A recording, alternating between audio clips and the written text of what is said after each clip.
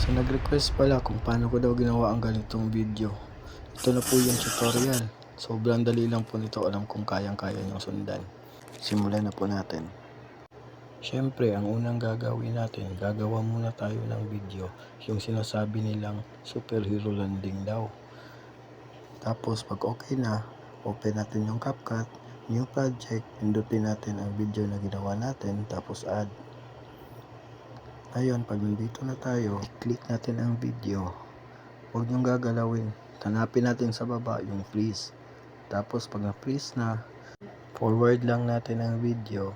Hanapin natin yung tumalon tayo, yung pababa na, kasi doon tayo puputol. Doon tayo magsisimula. Dito siguro. Ito, tap natin ang split. Then, sa unahan, tap natin ang delete. Hindi natin kailangan yun eh. Tap natin ulit ang video, hanapin sa baba ang overlay, tapos pindutin natin yung nasa taas, yung naka-freeze, ipantay natin to dito sa ating video sa baba. Pag okay na, balik tayo sa ating video, yung sa pinakasimula talaga, i-click natin yun doon, tapos focus tayo sa baba, hanapin natin ulit ang freeze. Nandito lang yun, teka lang. Pag nakita nyo na ito, i-click nyo ang freeze, hanapin ang remove BG, pindutin, tapos auto removal, pindutin, tapos hintayin natin na mag green check, tapos okay, tapos pindutin natin tong back arrow.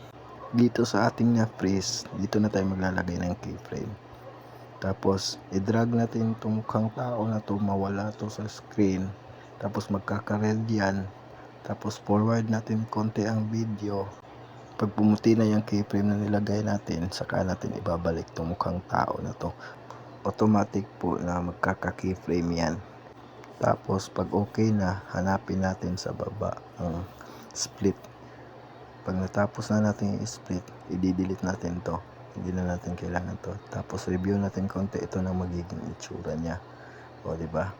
Tapos ang gagawin natin sa susunod, itong video na sobra, puputol na naman tayo dito dun sa nakaupo na siya, tapos split, tapos spread natin konti ang video para maklik natin yung nasa unahan, tapos tap delete.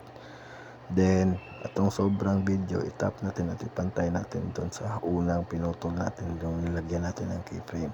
Ito na magiging itsura niya.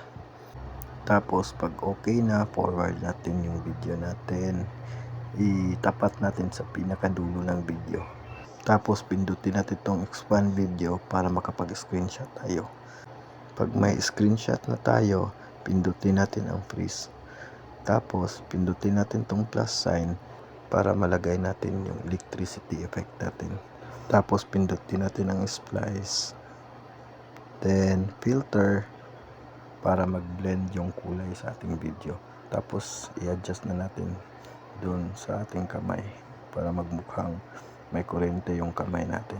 Pag okay na, labas na tayo sa CapCut, punta tayo sa Google Chrome natin, tapos sa Google Chrome, search natin tong Pika Art, tapos search natin sa baba ang Pika Effect, hanapin natin ang Squish It Effect. Ito, click natin to, tapos natin i-click natin tong image, tapos i-click natin yung screenshot natin kanina, tapos pindutin natin itong star icon na to para mag-generate na siya. Hintayin lang natin hanggang matapos mag-generate, guys. Pag natapos na, ito na yung resulta.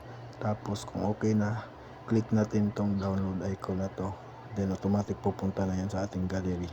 Tapos balik tayo sa ating CapCut, dito sa pinakadulo, mag-add overlay na tayo. Pindutin ang add overlay, tapos piliin yung ginawa natin sa PicArt na video. Tapos pindutin na natin kaagad ang add. Tapos i-adjust lang natin, isakto lang natin na magkasing laki lang yung screen natin at yung ginawa nating video sa PicArt. Ganun lang po siya kadali. Tapos na ganito na kayong video. Kung nagustuhan nyo naman po ang tutorial video na ito, paki-follow, like, and share naman po para makatulong din sa iba. Thank you. God bless.